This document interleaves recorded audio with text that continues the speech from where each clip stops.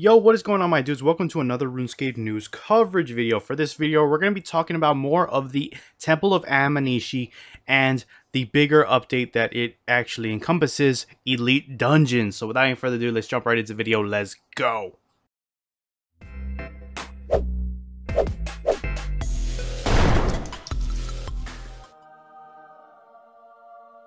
Alright guys, so the Temple of Aminishi update that we've been talking about on the channel for the past week or two is actually a update that is part of a much larger update known as Elite Dungeons. We're going to actually get into the details of what we know about these in a minute, but I quickly want to go over what is said on the news post that Jagex posted. So we're going to actually read that off for you guys, and then we'll discuss exactly what any of that means. So let's get started. Over the summer, we're going to be trying something new in the form of Elite Dungeons. This starts with the Temple of Aminishi, home of the guardian beast Seryu and its followers. The team really wanted to treat dungeons as experiences, something you explore, fearful of what is around the next corner. That means you can experience Elite Dungeons as a solo player, but beware as this will be incredibly difficult on your own. Alternatively, you can go in with friends, forming groups of up to 3 players for a slightly less challenging experience.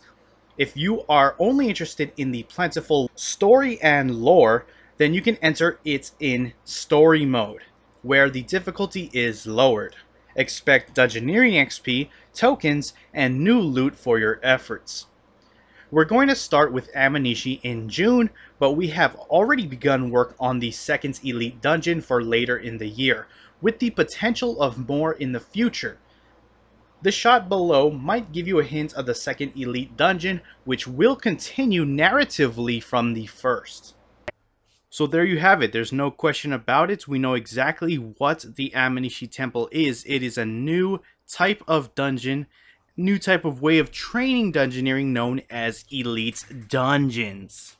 And obviously the Temple of Aminishi being the first of these that will be coming in June, and will soon follow with new ones in the coming months. This actually sounds like a really exciting update. I can't wait to get into it, but we can knock off exactly what we know that it is and what we know that it isn't. So this isn't any type of quest that I have previously thought it might have been. It is a new, entirely different training method. It seems like, to me at least, based on the dungeons of what we've seen in the images that I'll have going on throughout the whole video as I speak, but it seems like in the same sense of, for example, the dungeons like Brimhaven or Taverley, in the sense that it starts in one location and you traverse through the dungeon deeper and deeper, and as you do, the monsters you come across get progressively harder and harder, with the hardest of monsters being at the back end of the dungeon. Now that's actually the extent to which I think they're similar to the Brimhaven and Taverley dungeons, because in those specific dungeons you could just skip to the very end and fight whatever monster you want in between. They're not really dungeons in the traditional sense, they're more so underground training areas for PvM. So they're not going to be in that fashion, but they still have the characteristic of you start in one end, go to the other, monsters get progressively harder as you do. Branching off of that basic concept, it seems it's going to be much more like dungeoneering as well, in the sense that you probably will have to use not only combat, but perhaps skilling to progress through and be successful. It can also be soloable, like I previously mentioned, and will be harder obviously, but you can go with up to 3 friends to make it less challenging and more cooperative, much like you would see in regular dungeoneering. I don't think, like dungeoneering, this is procedurally generated. I think they are fixed locations and fixed scenery and layouts, but we're gonna have to wait and see. That's just speculation on my part, so I don't know for sure. Just take that with a grain of salt.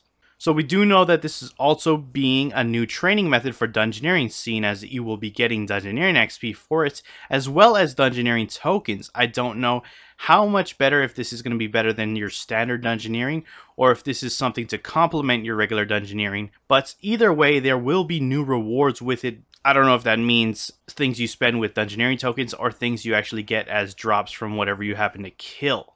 One thing I do want to point out, based on the image we had in my last video, it seems like Mod Shogun, who was fighting the boss in this Aminishi Temple dungeon, was wearing what it looks like Malevolent. So that tells me, unlike regular dungeoneering where you have the special items bound to you in dungeoneering, it looks like you're going to be able to take your normal surface world armor and weapons. Just hearing all this stuff so far is actually getting me really excited, because what this seems like to me on the surface actually seems like miniature raids, and any type of raid like mechanic or encounter like that is something I've been waiting for a very long time, even though it might not be on the caliber of raids. Just to have that little mini raid feel that will satiate that need or that want for a new raid encounter, in my opinion, makes it all the more exciting. Now, what I'm about to say next is purely just speculation on my part of what I think could be with this update, what I would like to see with this update, or what, based on the information we've gotten so far, would be a likely turnout of what we can expect from Elite Dungeons. But seems like you're going to be traversing through these areas. Maybe you have to do some kind of activity or some kind of puzzle to progress further.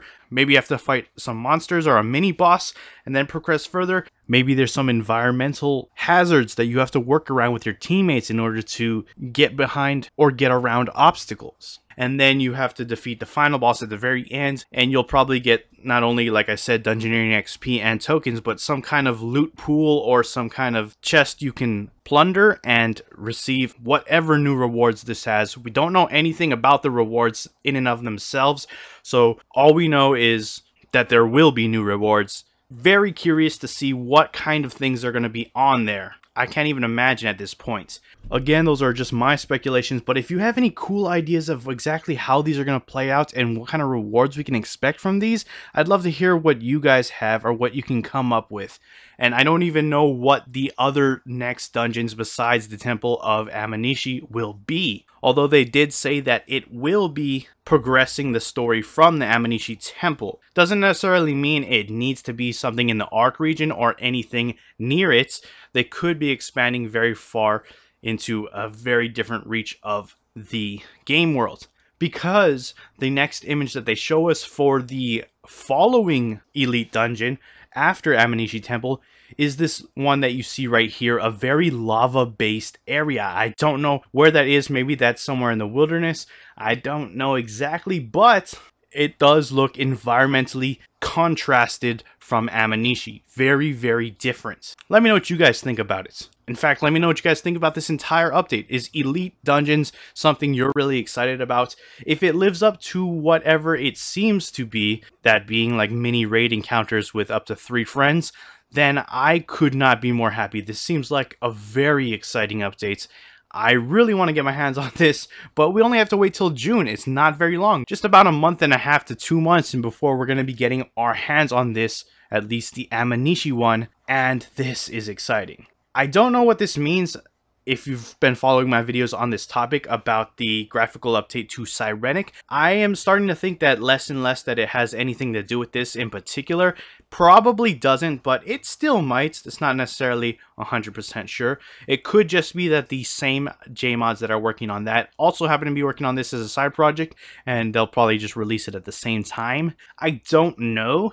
Maybe it will still have some kind of tie-in, but that's something that, I mean, we're going to have to wait and see at this point. It does seem more disconnected now that we know exactly what this update is and basically what it entails. I just don't see the tie-in with the graphical update to the Sirenic, but maybe you have some ideas. If you do, then just comment them below and I'd love to hear your thoughts.